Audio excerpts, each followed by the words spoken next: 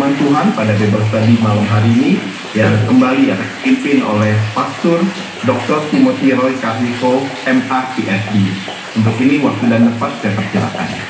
Puji Tuhan, selamat petang saudara-saudara yang kekasih. Setelah lama kita tidak jumpa, kita kembali boleh berjumpa di dalam firman. Mari kita akan tunduk kepala, kita akan masuk dalam doa. Bapa yang baik di dalam sorga, pada petang hari yang indah ini, kembali Tuhan, kami datang di hadirat-Mu pada bulan yang baru, dan kami akan belajar dari firman Tuhan, supaya kami boleh benar-benar mengalahkan segala keadaan di sekitar kami untuk menjadi kesaksian, menjadi pertolongan bagi banyak orang yang lain. Demikian juga sehingga kami boleh meraih hidup yang kekal, dan sebelum itu tercapai, Engkau beri kepada kami kelimpahan di dunia ini. Kami percaya bahwa kelimpahan hanya bagi mereka yang akan masuk ke sorga. Itu sebab kami yang yakin dan kami yang percaya, berlandaskan janji firman, dan pengetahuan kami akan firman, bahwa kami akan masuk ke sorga, maka kami berhak untuk mendapatkan janji kelimpahan dari Tuhan. Terima kasih Bapa. Segala bentuk anasir pekerjaan kuasa gelapan, segala bentuk gangguan-gangguan pada konsentrasi kami, pada aliran listrik dan segala mekanisme kami dalam bersambung pada Zoom ini. Tuhan, segala gangguan itu kami patahkan, kami hancurkan dalam nama Yesus. Dan darah anak domba Allah membungkus kami. Dan kami akan memulai ini semuanya hanya di dalam nama Tuhan Yesus Kristus, Juru Selamat dan Penebus kami. Dan kita semua mengaminkan. Amin. Para kekasih, kembali kita masuk pada bagian yang ke-38 ya, dari pelajaran kita ini, saudara, 10 tekad rohani peraih sukses. Dan saya ingatkan saudara bahwa tahun ini masih panjang. Masih ada 265 hari di dalam tahun ini. Yang saudara, bayangkan bila kita memperingati Natal dan saudara-saudara kita umat muslim memperingati Lebaran kemarin, Idul Fitri. Ya saudara, itu hari dinantikan. Ya saudara, dan kita tahu bahwa saudara-saudara kita umat muslim di seluruh dunia, saudara, untuk mencapai hari Idul Fitri itu mereka berpuasa 1 bulan. Ya saudara, sesuai dengan zona waktu mereka, tapi mereka melakukan itu dengan taat. Saudara, kenapa? Karena itu dinanti-nantikan. Saudara, dan mereka mengatakan, aku harus mempersiapkan diri, menyucikan supaya aku fitrah kembali. Supaya aku kembali seperti anak bayi yang tidak berbuat dosa. Itu mereka punya pendapat dan mereka punya iman kepercayaan. Tetapi di sini saya ambil satu poin, bahwa untuk sesuatu yang besar, mereka rela berkorban. Saudara, ya, itu sebab sekarang kita sebagai anak-anak Tuhan, apakah sesuatu yang besar yang kita nantikan? Sesuatu yang besar yang kita nantikan adalah kita masuk ke sorga. Saudara, kematian itu hanyalah satu jembatan dalam sejuta detik kita langsung masuk di dalam kerajaan Allah. Saudara, tetapi di sini kita melihat bahwa untuk supaya itu bisa terjadi, kita perlu ada pengorbanan. Yesus berkata, jika seorang mengikut aku, dia harus mengangkat salibnya dan mengikut aku setiap hari. Dia harus menyangkali dirinya. Saudara, nah itu adalah perintah dari Tuhan. Demi apa? Demi sorga. Para kekasih, itu sebab kita sudah sampai pada tekad yang keempat dan kita sudah masuk pada tekad yang kelima. Tekad yang keempat adalah kamu akan bisa mengatasinya. Semuanya.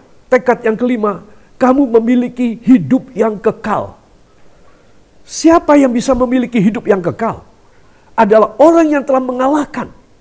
Saudara, di dalam kitab Wahyu, berapa kali dari fase yang kedua, fase yang ketiga, barang siapa yang menang, barang siapa yang menang, barang siapa yang menang. Saudara, jadi harus ada sesuatu perjuangan hidup. Harus ada satu tekad menyangkali diri. Nggak boleh kalah. Semua katakan tidak boleh kalah. Semua katakan tidak boleh kalah. Selama saya di dunia. Yang mau beri tepuk tangan bagi dia.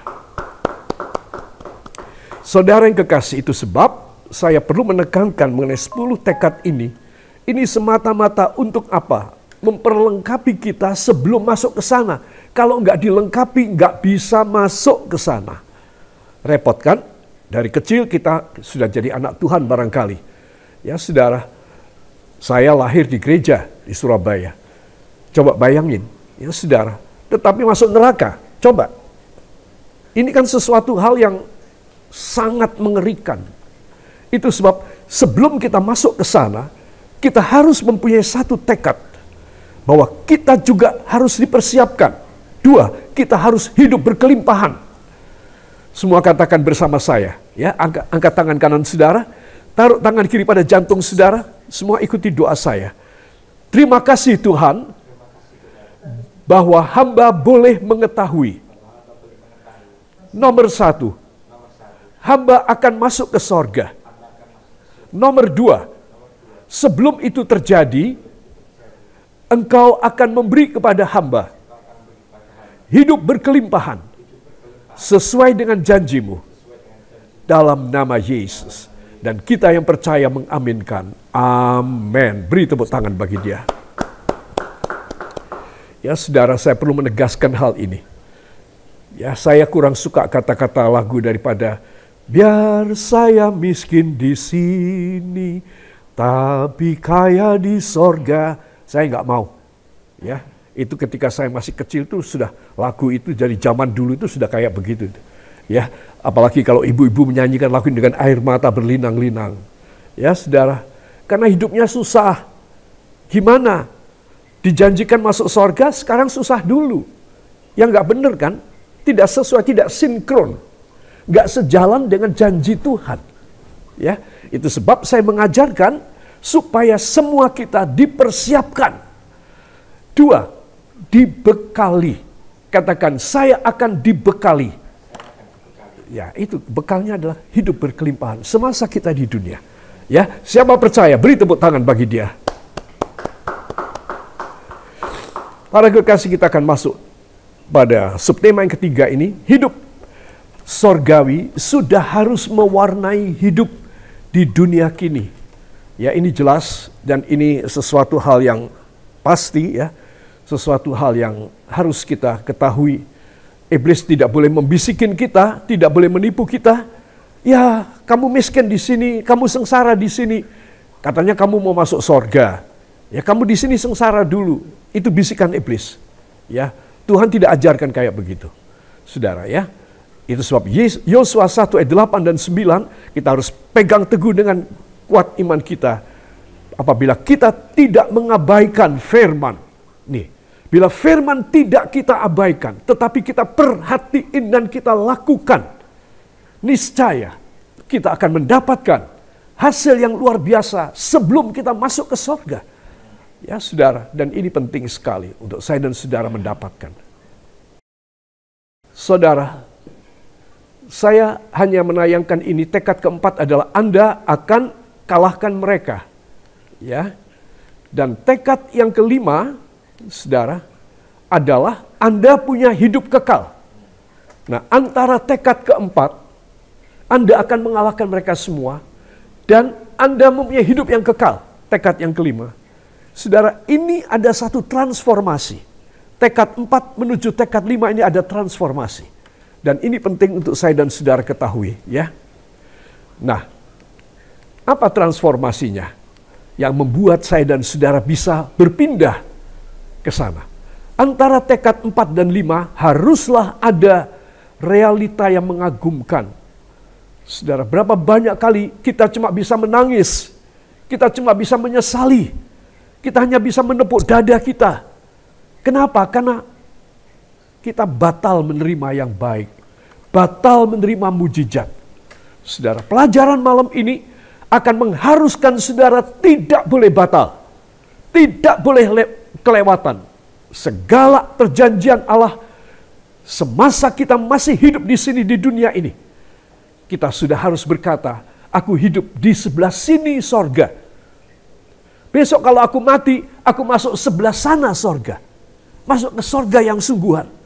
Sekarang aku di sebelah sini. Yang saudara, itu sebab perlu saya dan saudara ketahui akan hal ini. Sehingga kita ada sesuatu yang istimewa dalam hidup kita, ya. Anak-anak Tuhan harus berprestasi. Nah, ini apa yang kita harus terima dari Tuhan semasa kita masih di sebelah sini sorga. Jangan hari-hari saudara menjadi neraka. Anda tidak ditentukan untuk mengalami hari-hari neraka. Anda dan saya ditentukan untuk mengalami hari-hari sorga ketika kita masih belum masuk ke sorga.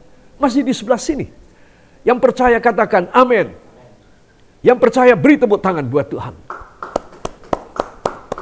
Ya. Nah, untuk itu harus berprestasi.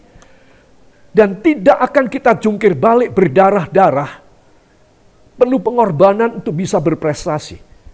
Ya, saudara, tidak. Nanti saudara baca di rumah ya. Daniel 12 ayat 3 dan 4. Tuhan memudahkan. Katakan, Tuhan memudahkan saya. Ya, supaya saudara dapat prestasi. Ya. Nah, saudara, dan juga Tuhan pada aspek yang kedua, Tuhan memberikan demo kuasa Allah, yaitu firewall. Katakan, demo kuasa Allah. Sekali lagi, demo kuasa Allah, yaitu firewall. Tembok api mengelilingi saya. Yang percaya beri tepuk tangan bagi dia. Saudara, ini loh hebatnya ya. Anak Tuhan itu seringkali tidak tahu karena tidak diajari. Itu sebab saya mengajar saudara semasa masih hidup sudah harus punya satu stereotip. Ya, stereotip itu adalah dua tipe. Ini bukan mendua. Ini bukan ambigu, tidak, tetapi dua tipe. Yaitu satu tipe kita sebagai orang yang masih hidup di dunia, tetapi dua tipe anak sorga, anak Tuhan. Nah, jadi kita ini sudah hidup dengan dua tipe. Ya, ada dua tipologi dalam hidup kita. Itu namanya stereotype. Ya, di mana saya dan saudara kita hidup di dunia, namun kita memiliki hidup sorga. Ya, luar biasa. Katakan luar biasa. Ya, saudara, itu sebab mari kita akan pelajari bagaimana kita harus berprestasi. Satu, dua, kita harus mengalami demo kuasa Allah. Nah, prestasi dan demo kuasa Allah. Saudara, alangkah indahnya hal ini. Bila saya dan Anda bisa meraih dalam hidup kita, maka hidup ini tidak membosankan, hidup ini tidak capek. Hidup ini tidak, aku kepengen cepat mati. Aku sudah ngelokro, aku sudah ada keinginan lagi untuk hidup. Karena semuanya jelek dalam hidupku. Beberapa ibu dan bapak yang sudah sepuh, kalau saya doakan, seringkali mereka berkata begitu. Minta didoakan cepat meninggal dunia. Karena sudah capek, bosan, gak ada senengnya. Hidup di dunia ini gak ada senangnya. Daripada lama menunggu mati, tolong doain supaya saya cepat mati. Saudara, kasihan kan? Masa saudara mau seperti bapak dan ibu yang sudah lanjut usianya, habis pengharapan? Jangan dong. Kita anak-anak Tuhan harus semangat bahwa hidup ini masih berguna. Katakan, bahwa hidup saya, semua katakan, bahwa hidup saya masih berguna. Bahwa janji Tuhan melengkapi saya dengan kelimpahan sebelum masuk sorga. Yang percaya beri tepuk tangan bagi dia. Saudara, besar hati saudara. Jangan ngelokro. Jangan merasa capek. Saudara, kalau saudara merasa capek, repot. Iblis punya peluang. Bisikin. Saudara dibisikin ntar. Ya, itu sebab kita harus minta Tuhan tolong kepada hamba. Supaya hamba tidak merasa capek. Tidak merasa bosan. Tetapi hamba boleh menjadi alat kebenaran. Saluran berkat, saluran kuasa bagi banyak orang. Yang setuju beri tepuk tangan bagi dia. Haleluya. Ya, saudara. Itu sebab anak-anak Tuhan, saya ingin mengajak semua saudara memperhatikan betapa pentingnya seorang anak Tuhan itu hidup di dalam anugerah yaitu di dalam berprestasi, ya, satu prestasi, dua demo kuasa Allah. Maka pasti ini, kalau ini sinkron, ini berjalan bersama, saudara, maka kita pasti bisa. Ya, kita bisa pasti berprestasi. Dan sementara itu kita menerima kuasa aliran, kuasa demo dari Tuhan.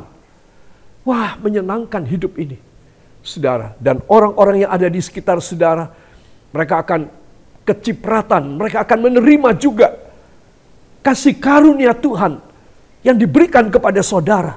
Sampai kepada mereka juga, tersalurkan kepada mereka. Yang mau dipakai Tuhan, beri tepuk tangan bagi dia. Haleluya. Saudara-saudara, kita akan melihat berikut ini.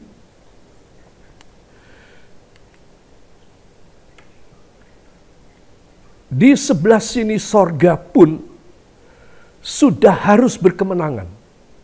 Jangan tunda. Saudara, saya mau memberitahukan satu segi psikologis dan filosofi yang penting bagi semua kita, yaitu roh kesusahan. Roh kesusahan itu ciptaan dari iblis. Kita sesaat bisa susah.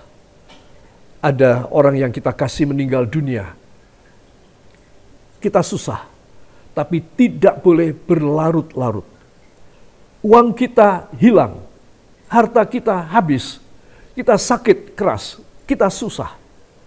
Saudara, karena manusia sih masih daging. Kita tidak bisa menolak susah. Tetapi kita jangan menolak susah. Hei, susah pergi, susah pergi, susah pergi. Itu nggak ada caranya di Alkitab. Caranya satu-satunya di Alkitab adalah apa?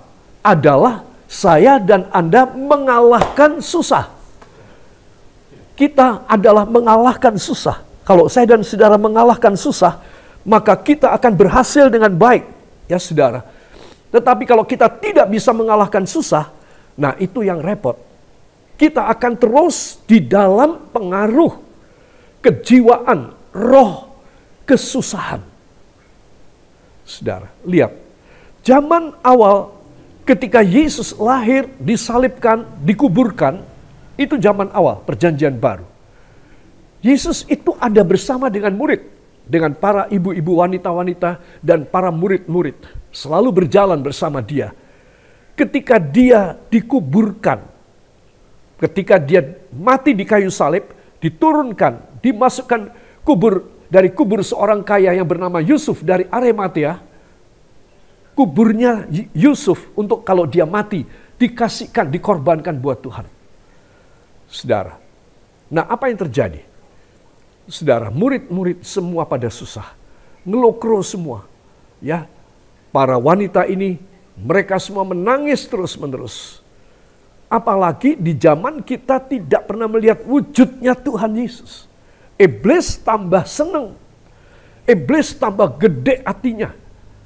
Makanya iblis menghembuskan roh kesusahan. Ya, saudara, hanya karena kita, katakanlah, hanya karena kita beli barang, kemahalan sedikit, atau kemahalan banyak, itu kepikiran sampai gak bisa lupa. Itu pekerjaan siapa?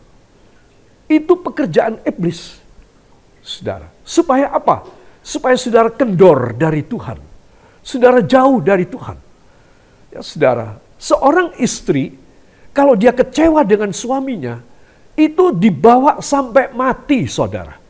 Seorang suami, apabila kecewa dengan istrinya, itu dibawa sampai mati, saudara. Repot. Dari mana saya tahu?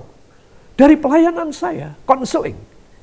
Saudara, itu sebab kalau saya dan saudara tahu bahwa itu roh kesusahan itu sangat menggigit kita, gak akan dilepasin, saudara. Maka kita bukan menolak kesusahan, tapi mengalahkan kesusahan. Kita harus mengalahkan kuasa kesusahan. Karena itu pekerjaan iblis dalam hidup kita. Yang mau katakan amin. Yang mau katakan amin. Beri tepuk tangan bagi dia. Haleluya. Ya saudara, itu sebab saya ingin supaya kita semua mengerti tentang apa yang saya ungkapkan dari slide ini, ya saudara, supaya pada slide ini saya dan saudara bisa paham dengan jelas betapa pentingnya orang itu punya persiapan untuk masuk ke sorga. Ya, punya persiapan untuk masuk ke sorga. Gambar ini, saudara, slide ini, saudara lihat, ya, ini adalah ketika kita disambut oleh Tuhan di sorga. Ya. Terus sebelum itu terjadi, kita harus punya dua hal. Ya, apakah dua hal tersebut? Satu, berprestasi. Dua, menerima demo kuasa Allah. Ya, yang mau beri tepuk tangan buat Tuhan. Haleluya. Saudara, apakah artinya prestasi dari sudut pandang Alkitab? Ya, perspektif Alkitab. Ya, sudah tentu prestasi itu banyak, ya saudara. Anak-anak kita didik mereka untuk berkompetisi dari sejak jenjang TK, SD, SMP, SMA, fakultas. Saudara, anak-anak kita itu kita dorong. Ya, kalau zaman saya dulu kecil itu nggak ada. Boleh dibilang itu minim banget. Tetapi kalau saya melihat anak-anak saya, kemudian melihat cucu-cucu saya, wah, itu zaman sekarang itu di seluruh dunia challenge atau pertandingan, ya, championship itu digalakkan. Bidang olahraga apa saja, kecerdasan, ilmu apapun, untuk apa? Untuk bisa berprestasi. Nah, itu sebab sekarang kita mau bandingkan, saya tidak bisa menerima prestasi akademik seperti orang lain. Saya tidak bisa menerima prestasi keuangan atau bisnis seperti pebisnis yang lain. Saya tidak punya prestasi untuk saya menjadi seorang yang di negara ini yang terpandang, menterikah, gubernurkah, presidenkah. Nah, sekarang saya akan bawa saudara pada perspektif Alkitab. Kalau menurut Alkitab, orang berprestasi itu apa? Apa saja? Ya. Nah, pada gambar slide ini saya akan menunjukkan nomor 1, orang berprestasi adalah orang yang mengutamakan Tuhan. Bila saudara selama ini, sebelum mendengar pelajaran ini, saudara sudah mengutamakan Tuhan, saudara di mata Tuhan adalah seorang yang berprestasi. Seorang yang jempolan di mata Tuhan. Ya, itu sebab kita mengutamakan Tuhan, itu adalah satu championship, pertandingan, laga. Orang yang tidak mengutamakan Tuhan, saudara, mereka tidak masuk pada championship. Mereka tidak masuk pada laga, perjuangan. Ya, saudara, coba. Saya seringkali tidak memikirkan, ya. Saudara juga mungkin nggak nyadar bahwa kalau kita mengutamakan Tuhan, itu kita berprestasi di hadapan Tuhan. Wow, hebat. Ya, kita olahraga kalah, kita otaknya kalah kalau suruh mikir, memecahkan masalah, kita di kuliah nilainya tidak bagus barangkali. Ya, saudara, keuangan kita juga tidak baik barangkali. Ya, saudara, kan, no problem. Kalau saudara dan saya mengutamakan Tuhan, kita sudah berprestasi. Amin. Yang percaya, beri tepuk tangan bagi dia. Haleluya. Setiap kali kalau saudara masuk ke gereja saudara, berangkat dari rumah saudara, jauh atau dekat, dalam perjalanan saudara harus dalam hati berkata, Tuhan, hamba cuma ingin berprestasi di hadapan-Mu. Hamba ingin mengutamakan Engkau. Sebetulnya hamba bisa tidur, bisa istirahat. Sebetulnya hamba bisa jalan-jalan. Hamba bisa tamasya, hamba bisa piknik. Hamba bisa cari uang. Tetapi Tuhan, hamba sekarang ada dalam on the way menuju ke rumah Tuhan. Jauh ataupun dekat Tuhan, hamba ingin mengutamakan Engkau nomor 1 dalam hidup hamba. Wow, di mata Tuhan, saudara adalah orang yang berprestasi. Karena saudara mengutamakan Tuhan. Jadi mudah kan? Bagaimana kita berprestasi di hadapan Tuhan? Di dunia kita ingin berprestasi, wah, jungkir balik, tenaga, modal banyak. Ya, harus ini itu segala macam. Beberapa orang harus membackup kita, mencarikan jalan supaya kita dapat jalan untuk berprestasi. Di hadapan Tuhan itu saudara mengutamakan Tuhan, ya, mengutamakan kebenaran Allah, kerajaan Allah dan kebenarannya lebih dahulu dalam hidup saudara. Saudara sudah berprestasi. Itu sebab teruslah, setialah pada gereja Anda, setialah dalam ibadah. Saudara, engkau akan membuat hidupmu ini dimuliakan oleh Tuhan. Walaupun saudara mungkin sampai di gereja saudara tidak melakukan pelayanan apapun, cuma ambil kursi dan duduk di situ saja. Ya, tetapi saudara, engkau sudah datang dari rumah. Pada suatu perjalanan, engkau masuk dalam rumah Tuhan. Hatimu itu terbuka buat Tuhan. Dari dulu kita membangun Gereja Panembah di Magelang. Dan saudara tahu, ini bangunan saya membangun secara filosofis, arsitektur yang benar. Yaitu rumah Tuhan itu harus naik. Itu filosofis daripada membangun tempat ibadah.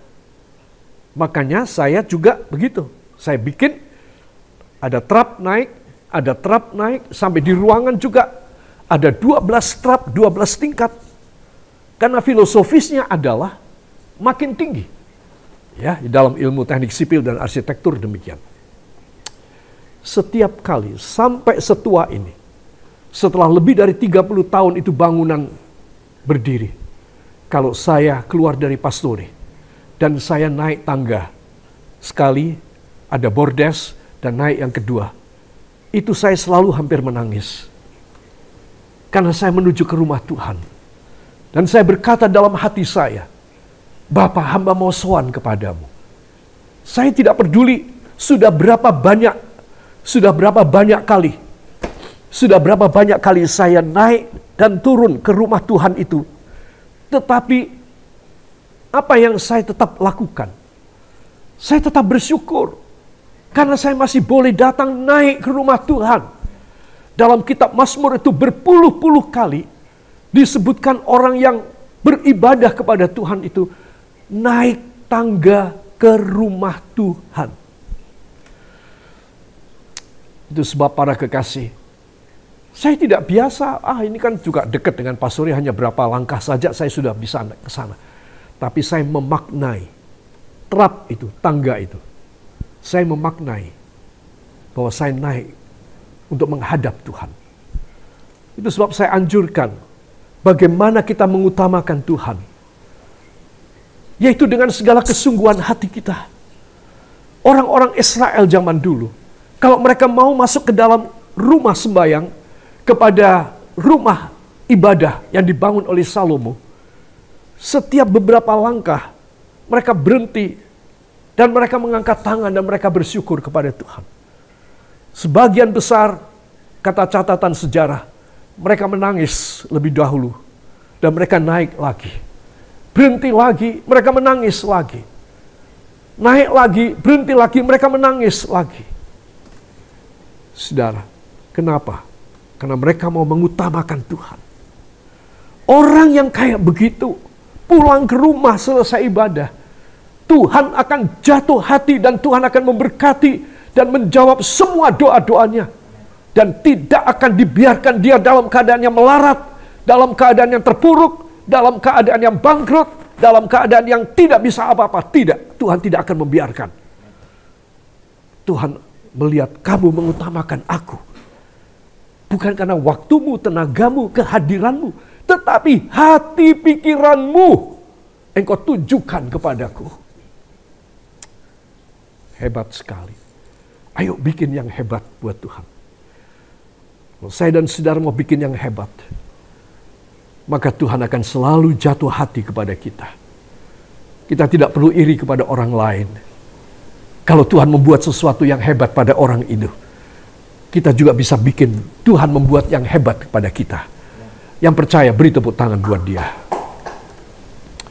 Saudara, itu sebab saya ingin supaya kita semua menyadari betapa pentingnya seseorang itu ketika dia datang ke rumah Tuhan. Maka dia itu sebenarnya sedang mengutamakan Tuhan. Saudara, dia tidak ingin ketemu siapa-siapa, tidak. Ya, masa saudara datang gereja ingin ketemu toh? Ya saudara, kalau mau ketemu pinggir jalan sanalah. Ya. Kita itu ke gereja, itu hanya ingin ketemu Tuhan. Kalau kita ketemu sesama kita, ya kita say hello, kita memberkati mereka, Tuhan memberkati, beri salam saja. Tapi tidak ada niatan untuk ketemu orang. Ya saudara, kalau ada niatan ketemu orang, itu satu dosa. Karena kita hanya ingin ketemu Tuhan. Kalau ketemu orang secara insidental dan koinsiden, artinya nggak sengaja, ya kita memberkati orang itu. Tetapi tujuan kita ketemu Bapa di sorga. Amin. Yang amin, beri tepuk tangan buat Tuhan. Haleluya.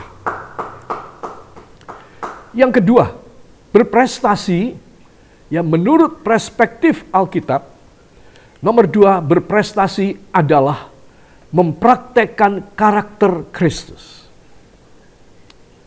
Mempraktekkan karakter Kristus. Ya, kita tahu semua yang baik, semua yang kudus, semua yang mulia, semua yang indah didengar, itulah karakter daripada Kristus. Praktekkan. Jangan sebaliknya. Semua yang negatif, semua yang jelek, semua yang berdosa, itu bukan karakter Kristus. Saudara, itu sebab kalau saya dan saudara mempraktekkan karakter Kristus, kita ini hanya ingin, oh kamu jahat sama aku, no problem. Bukan urusanku kalau kamu jahat sama aku. Kamu tidak suka sama aku. Itu urusanmu sama Tuhan. Aku orang yang tetap free. Aku dengan Tuhan beres. Ya, kenapa? Karena saudara mempraktekkan karakter Kristus. Saudara gak ingin bikin jahat. Orang jahat pun saudara balas baik. Ingat, kalau orang jahat saudara balas jahat, saudara sama jahatnya dengan dia. Orang jahat harus dibalas baik. Maka engkau sama dengan Kristus. Ya, itu sebab anak-anak Tuhan, Bible study ini penting sekali. Ini mengangkat harkat martabat kita di mata Allah Bapa di sorga. Yang percaya dan yakin, beri tepuk tangan bagi dia. Itu sebab orang yang mempraktekkan karakter Kristus, yaitu kasih, berbuat baik, kasih, ya saudara, suka menolong, memberikan nasihat, membimbing pada jalan yang benar. Saudara, itu karakter Kristus. Tidak membalas kejahatan dengan kejahatan, tidak. Tetapi membalas kejahatan dengan kebaikan. Itu karakter Kristus. Maka orang ini berprestasi di hadapan Tuhan. Ya, saudara, karena saya yakin Tuhan itu melihat ke dunia ini dari atas melihat ke dunia. Tuhan melihat sedikit sekali orang yang mau melakukan nomor 2 ini. Ya saudara, tapi kalau saudara mau melakukan, saya mau melakukan, wow, kita orang yang berprestasi. Ya, tolong saudara, saya minta saudara 2 jempol gini, kasih lihat ke kanan dan kiri. Ayo, 1, 2. Katakan, kita harus berprestasi. Ya, kita harus berprestasi. Ya, beri tepuk tangan yang baik bagi dia. Haleluya. Saudara, dan yang ketiga, ini yang akan saya sampaikan yang ketiga, ini penting, karyakan karunia Roh Kudus. Karyakan karunia Roh Kudus. Kalau kita belum punya, kita harus minta. Ya, saudara, kita harus minta supaya Tuhan memberikan karunia Roh Kudus dalam hidup kita. Itu terdapat di dalam 2 Korintus pasal yang ke-12, ayat 8, 9, dan 10. Kita harus mempunyai 9 karunia. Salah 1 atau 2 dari 9 ini, atau 3 dari 9 ini, bagus. Tapi jangan sampai 0, nggak punya. Paling tidak saudara harus punya 1 karunia. Karyakan. Saudara, kalau saudara menerima karunia itu dari Roh Kudus, saudara, maka saudara akan menjadi seorang yang dipakai oleh Tuhan. Apa saja karunia? Ya, karunia iman, melakukan mujizat, menyembuhkan orang sakit, ya, berdoa di dalam roh, saudara, mengartikan bahasa roh. Kemudian kita bisa membeda-bedakan roh-roh yang ada di sekitar kita. Saudara, itu adalah karunia Roh Kudus. Punya satu sudah bagus. Kalau saudara minta lagi dapat 2 dan 3, saudara lebih dimuliakan. Pasti, karena saudara punya karunia lebih dari 1. Tetapi kalau saudara tidak punya, saya tidak punya karunia Roh Kudus, apa yang bisa memuliakan saya? Apa yang bisa memuliakan saudara? Kan nggak ada. Ya kan? Jadi kalau kita ingin dimuliakan, ya kita harus minta karunia Roh Kudus. Ada 9 karunia. Izinkan Tuhan memberikan kepada saudara sesuai dengan kehendaknya, bukan sesuai dengan mau kita orang. Kita tidak berhak minta Tuhan beri kepada hamba karunia kesembuhan, supaya hamba akan menyembuhkan orang-orang. Ya saudara, nggak bisa dan tidak boleh. Kita itu hanya menyerahkan hidup kita. Beri karunia apa yang kau inginkan, hamba menerima Bapa. Cuma itu aja. Siapa saudara? Kita mau menunjuk ini karunia buat hamba. Dan lagi tambah ini lagi Tuhan buat hamba. Kita nggak punya hak. Itu sebab anak-anak Tuhan, rendah hati itu penting. Pada usia saya setua ini, saya banyak belajar bahwa hanya orang yang kudus dan rendah hati akan menerima banyak dari Tuhan. Selain itu nggak bisa. Saya sudah coba. Selain itu nggak bisa. Itu sebab saya ingin supaya semua saudara ngerti. Kalau saudara ingin dapat karunia lebih banyak, anugerah lebih banyak, kuduslah dan rendah hatilah. Cuma itu saja yang membuat Tuhan tergerak hatinya. Kirim segala perkara dalam hidup saudara.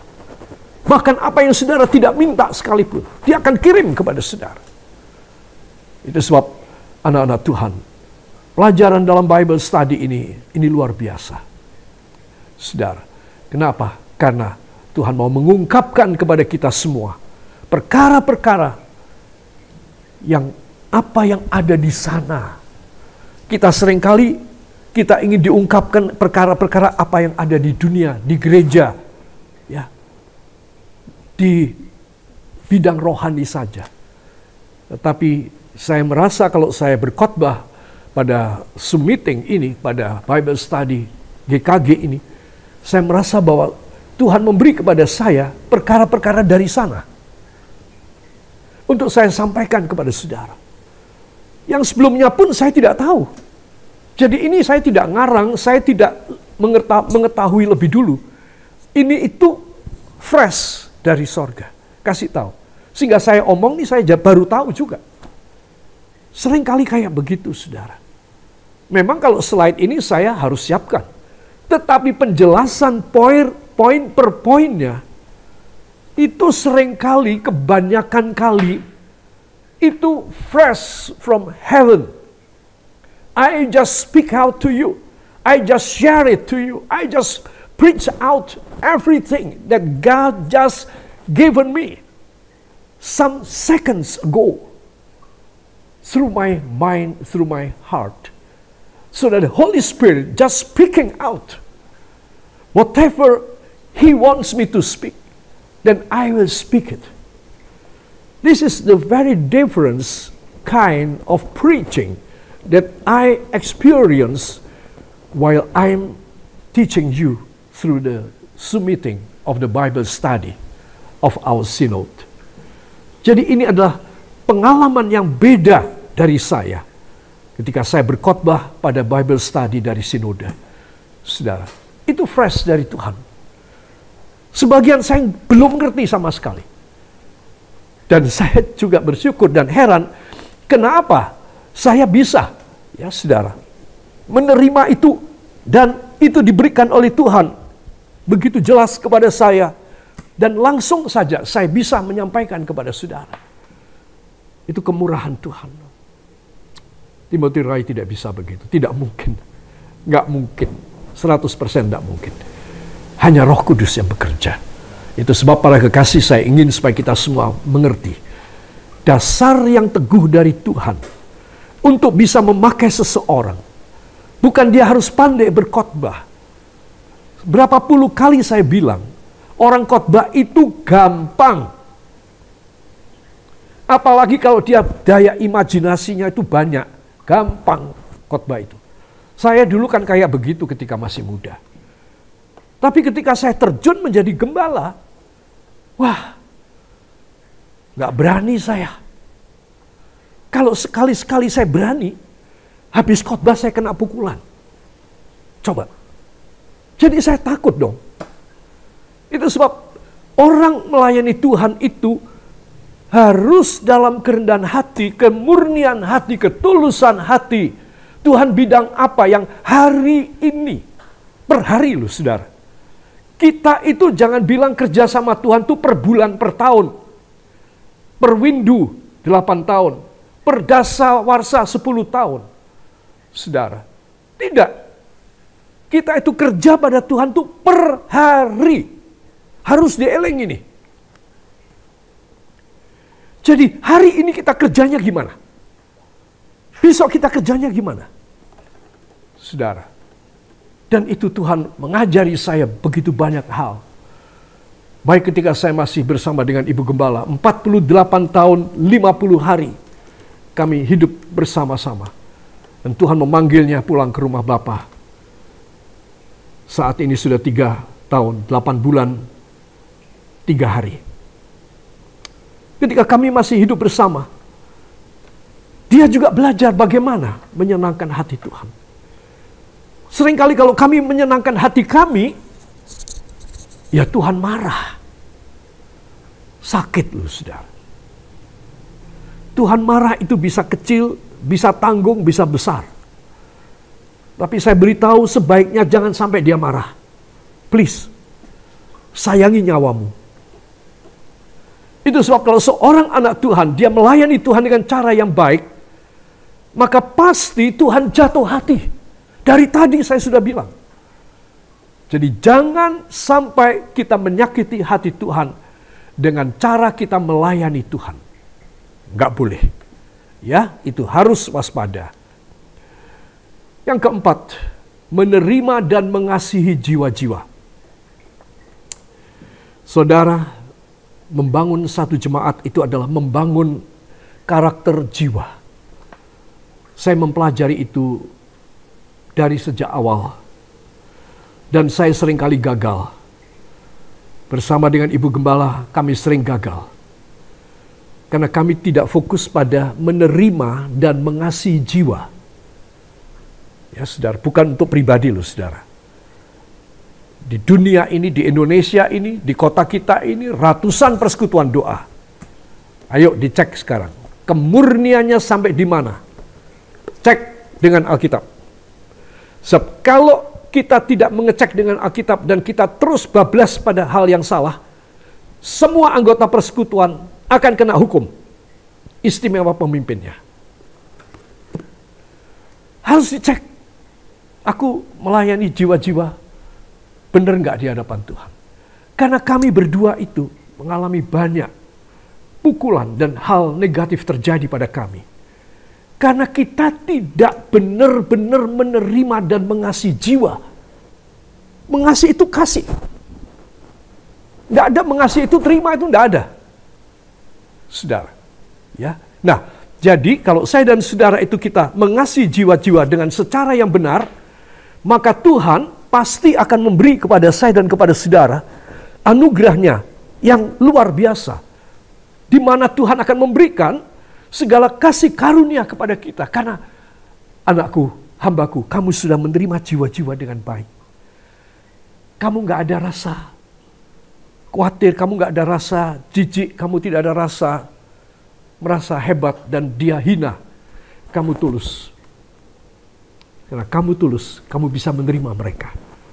Karena kamu bisa menerima mereka dalam hatimu, dalam pikiranmu, dalam doamu akan kau doakan. Maka aku akan menambahi dan memberkati kamu dengan pertambahan berkat. Dengan pertambahan jiwa, dengan pertambahan anugerah dan kasih karunia. Saudara, ini penting sekali. Nomor 4 ini krusial menurut saya. Krusial, bahaya. Banyak pendeta, banyak gereja-gereja besar mengerahkan segala macam daya dan upaya untuk membawa jiwa sebanyak-banyaknya. Membuat gereja-gereja kecil di sekitarnya menjadi merosot. Dan itu menyakiti hati Tuhan. Saya tidak mau. Karena saya sudah tahu juga sistem mereka yang tidak diungkapkan di seminar. Sistem mereka itu ya untuk keluarga sendiri. Yang boleh tahu cuma anggota keluarganya, anak cucunya. Itu saya sudah tahu. Dan saya tidak perlu sampaikan pada saudara. Tidak ada kepentingan dengan saudara. Sehingga itu jemaat bisa besar. Dan saya kasih tahu. Sebagian trik saja. Saya nggak mau. Hidup saya berharga. Saya nggak mau kalau mati saya masuk neraka. Saya tidak mau.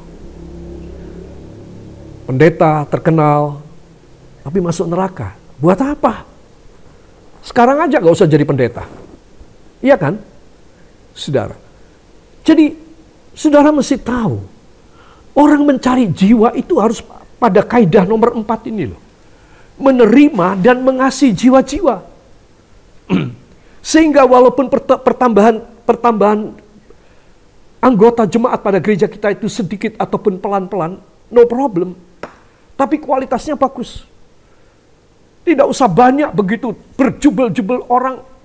Itu seperti orang, anak-anak rohani, kanak-kanak rohani yang hanya mengunggulkan jumlah.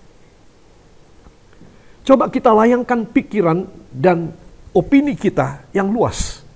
Orang intelek itu pikirannya harus luas. Ya, pendeta intelek itu harus pikirannya luas. Lihat di negara-negara maju. Gereja-gereja yang bernama mega church di Asia juga. Mega church di Asia. Saya tidak usah sebut negaranya. Dengan anggota ratusan ribu itu namanya mega church. Ya. Big church itu puluhan ribu sampai 100.000 jiwa. Itu big church. Ya, saudara. Mega church itu 100.000 jiwa sampai 1 juta. Nah, kalau saudara mengamati, ya, sekarang itu sudah pada ada yang bubar. Ngeri loh, saudara. Katakanlah cuma 100.000 orang jemaatnya. Bubar. Pecah. Sebentar lagi pecah lagi, pecah lagi, pecah lagi, pecah lagi. Pecah itu tanda Tuhan tidak berkenan. Gak usah diselimuti, gak usah dikosmetik, gak usah dikasih topeng apa. Alasannya apalah, alasan apalah. Pokoknya pecah itu Tuhan tidak berkenan. Pasti dosa. Karena merasa keuangan, kamu yang pegang. Ya, aku gak dapat apa-apa, aku cuma dapat sedikit. Nah, terus mulai kasak kusuk, pecah. Saudara. Jadi saya beritahu pada saudara, mencari jiwa itu adalah menerima dan mengasihi jiwa. Bukan menghimpun supaya saya melihat banyak orang. Oh, dulu keinginan saya sebagai pendeta muda itu kayak begitu. Tapi Tuhan pukul saya berkali-kali. Saudara. Dan keinginan saya itu didukung oleh Ibu Gembala loh, saudara. Jadi kami mengalami hal-hal yang berat di dalam keluarga kami. Ya ini karena kami tidak sesuai dengan kaidah nomor 4 ini. Hanya ingin dapat orang sebanyak-banyaknya. Gak peduli dari gereja manapun. Oke, ayo ke sini semua. Ya walaupun saya tidak brutal semacam itu. Tidak. Saya itu punya integritas. Ya walaupun kadang-kadang salah jalan pada waktu saya masih muda melayani Tuhan. Tapi saya tetap punya integritas. Saya bukan seorang yang ngawur kayak preman begitu, tidak. Pendeta preman itu saya tidak demikian. Tetapi saudara, itu tidak berkenan kepada Tuhan. Apalagi kalau saya pakai cara premanisme, pendeta premanisme. Sangat ditolak oleh Tuhan ketika saya mati. Jadi saya mendidik saudara, itu untuk apa? Untuk supaya saudara itu punya kualitas yang baik. Kalau saudara punya kualitas yang baik, saya masuk surga. Menerima kemuliaan luar biasa besok. Saudara semua juga masuk surga. Tidak ada yang Tuhan bisa tunjuk untuk masuk neraka di antara kita. Saudara, itu sebab please. Jadilah orang dengan pikiran yang jernih. Aku cuma mau melayani jiwa dengan kualitas, bukan kuantitas. Kuantitas itu jumlah. Saya mau cerita mengagetkan sekali. China bakal menguasai seluruh dunia. Karena mereka meninggalkan kaidah kuantitas jumlah. Baru-baru ini aja. Menuju kualitas. Sehingga mereka tidak akan membuat mass production. Yaitu jumlah banyak. Mobil yang canggih jumlah banyak. Tapi mereka akan menciptakan mobil-mobil, pesawat-pesawat, rudal-rudal, tank-tank yang kualitasnya mengagetkan seluruh dunia dalam jumlah sedikit saja. Saudara, jadi ini utopia mereka, masa depan mereka, para futurolog mereka, ahli masa depan mereka, itu menetapkan bahwa mereka sudah salah jalan. China. Karena selama ini mereka mengutamakan mass production. Hasil produksi yang berlimpah. Mereka bisa jual dengan harga murah, untungnya masih besar. Negara-negara lain gak bisa semurah mereka. Itu selama ini filosofi perdagangan bisnis China selama ini demikian. Baru bulan yang lalu mereka berubah. Mereka tidak akan memproduksi dalam jumlah banyak. Karena jumlah banyak kalau dijual, maka orang lain jadi kuat. Ya kan? Pakai produk mereka yang hebat itu. Mereka hanya produksi untuk mereka sendiri. Mereka akan merajai seluruh dunia. Coba. Kok sekian puluh tahun, mereka baru punya pikiran kualitas. Selama sekian puluh tahun, selama sekian dasawarsa mereka punya pikiran kuantitas. Jual murah, kita dapat untung. Lama-lama mereka senjata makan tuan. No, sekarang kita bikin kuantitas. Sedikit saja, untuk kita saja. Dan ini repot seluruh dunia, saudara. Ya, saya perlu memberitahu kepada saudara, jadi jemaat, kalau pendeta saudara itu gerejanya itu cuma jemaat sedikit. Ayo saudara harus cari jiwa dong. Supaya apa? Supaya agak banyak. Supaya apa? Supaya lebih banyak orang boleh datang. Tetapi harus ada pendalaman Alkitab. Harus ada Bible study. Supaya apa? Supaya kuat. Mutunya bagus. Kualitasnya bagus. Dan ini berat. Lebih gampang cari jiwa banyak. Karena itu gampang. Asal ada ini, asal ada fulus, semua bisa dikerjakan. Tetapi kalau saudara ingin supaya saudara mempunyai jemaat yang betul-betul berkualitas, para rekan hamba Tuhan saya, maka tidak ada cara yang lain. Pilih cara yang rohani. Dan saya tutup dengan nomor 5. Kalahkan tantangan dengan iman. Ya, ini harus kita kerjakan.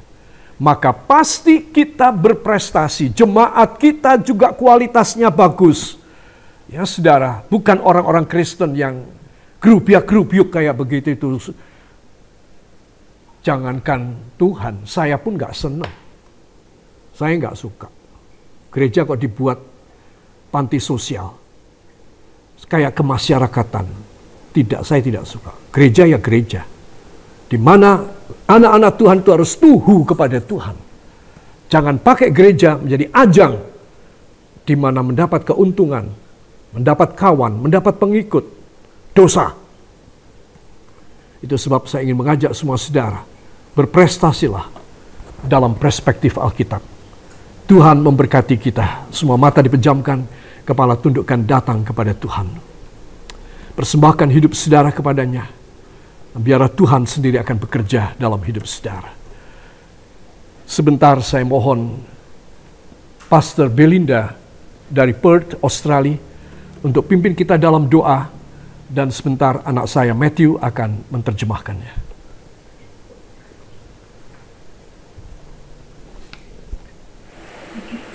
Would you please, Pastor Belinda? Yeah, go ahead. Let us all bow our heads in prayer. Mari kita tundukkan kepala dan kita berdoa. First of all, we want to say thank you so much, Almighty God. Pertama-tama Tuhan, kami mengucapkan terima kasih Tuhan, Allah yang besar. This is indeed a special blessing for each and every one of us. Not one single person is left out because you have chosen for us to attend tonight. Ini adalah hal yang luar biasa Tuhan, karena Tuhan memilih kami dan kami tidak ada satupun yang ditinggalkan oleh Tuhan. And you've given us, Lord, a preacher that you've always considered very beloved in your eyes. Dan Tuhan selalu memberikan pengkhotbah yang selalu Tuhan sangat kasihi di mata Tuhan. We thank you for Pastor Roy, who is your special counsel that speaks to us. Kami mengucap syukur buat Pastor Roy yang menjadi penasehat yang boleh berbicara langsung kepada kami. And we pray a special prayer for him. And we say thank you, we are grateful, we are so thankful, Lord, that through his special counsel, it grows us and it shapes us, molds us as well. Dan kami berdoa Tuhan khusus buat Pastor Roy, biarlah Tuhan yang selalu menambahkan counsel, menambahkan hikmat untuk memberikan nasihat wejangan kepada kami. We come before you, Lord, and we ask you, oh Lord, to create in us a very clean heart right now. Kami datang kepadamu Tuhan dan meminta Tuhan memberikan kepada kami hati yang bersih saat ini. And also renew a right spirit in us right now. Dan perbaharuilah roh kami yang ada di dalam kami saat ini Tuhan. And we lay before you, our God, that is so forgiving and so gracious and merciful. Dan kami Tuhan datang padamu Tuhan, Engkau Allah yang penuh dengan kemurahan, kebaikan dan pengampunan. We say thank you for forgiving us all of the wrongs that we've done towards you. Dan kami ucap syukur Tuhan karena Engkau mengampuni semua apa yang kami lakukan salah Tuhan terhadap Engkau. Engkau sudah mengampuninya. Any wrong that we've done towards others and also in our own lives, we ask you to forgive us. Dan kami juga meminta ampun Tuhan kesalahan yang sudah kami perbuat terhadap orang lain Tuhan. And every time we have put our own will before your will, we ask you, Lord, to forgive us. Ampuni kami juga Tuhan kalau kami mengutamakan kehendak kami sendiri pribadi lebih daripada kehendak Tuhan. And now by faith, Lord, we believe, Lord, that you have accepted all our apologies, our repentance, and we ask you now to fill our lives. Dan kami mengucap syukur Tuhan karena Tuhan sudah menerima, mengampuni kami Tuhan. Dan kami mengucap syukur karena Tuhan menerima seluruh kehidupan kami. And every word that has been spoken tonight through your special counsel, we ask, oh Lord, that you raise us up also as the little sheep of this special counsel. Dan kami mengucap syukur Tuhan, biarlah Engkau juga yang mengangkat kami Tuhan atas penasehatan Tuhan di dalam kehidupan kami. So that every moment of our lives we walk here, Lord, will be walked securely in the salvation that have been given to us and blessed us by the Lord Jesus. Dan setiap jalan langkah-langkah kami Tuhan bisa berjalan sesuai dengan kehendak-Mu Tuhan. So that everything that you have spoken to us through your mouthpiece of Pastor Roy will touch our hearts and our lives so deep, and creating an intimate walk with you. Dan setiap perkataan firman-Mu yang Tuhan sudah salurkan melalui hamba-Mu Pastor Roy Tuhan bisa masuk di dalam kehidupan kami dan berjalan bersama dengan Engkau Tuhan. And that our lives purposed by you in accordance with the fullness of the will, your will for us will be fulfilled. Dan setiap perjalanan kehidupan kami, rancangan-rancangan-Mu Tuhan bisa digenapi di dalam kehidupan kami. Everything that we touch will be turned into kingdom treasures. Setiap yang kami kerjakan menjadi bendahara perkakas kerajaan-Mu Tuhan. Then our lives will be so impactful to other people that will bring more and more souls into your kingdom. Dan kehidupan kami bisa memberikan pengaruh dampak kepada banyak orang Tuhan dan membawa jiwa-jiwa kepada kerajaan-Mu. So equip our lives, Lord, and encamp your angels all around us to always take care and protect us. Biarlah Tuhan yang memperlengkapi kami dan malaikat-malaikat-Mu Tuhan yang mengawal dan menjaga kami. Even in this end of time, in this world that is being shaken so badly by many things, wars and the stock market and everything, God, we will not be shaken in our faith. Dan biarlah Tuhan Engkau yang selalu menjaga kami meskipun kondisi di luar sangat terguncang Tuhan dalam kondisi-kondisi yang buruk, tapi Engkau Tuhan yang menjaga dan melindungi kami.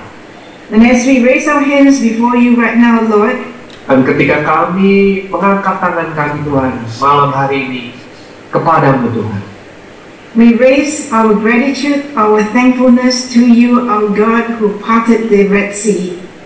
Dan kami mengucap syukur Tuhan karena Engkau yang sudah membelah laut merah itu Tuhan. We say, oh Lord, that you continue to grow us and bless us, Lord, in your word as we live our lives this side of heaven for your glory alone. Dan biarlah Tuhan terus memberkati kami ketika kami berjalan bersama-sama Engkau Tuhan, sehingga kemuliaan-Mu Tuhan bisa banyak oleh hidup kami. Once again, we say thank you, Lord, for Pastor Roy, and thank you for the teaching tonight. Dan kami mengucap syukur Tuhan sekali lagi buat Pastor Roy yang sudah mengajarkan kami malam hari ini. And may our lives always be found to glorify you. Dan biarlah hidup kami selalu ditemukan memuliakan nama-Mu Tuhan. Thank you, Lord, and we say Maranatha, Lord come, Lord Jesus come quickly. Dan kami ucap syukur Tuhan, Maranatha, Tuhan datang segera. And all of God's children that believe, Dan hamba-hamba Tuhan yang percaya mengatakan Amen. Amin.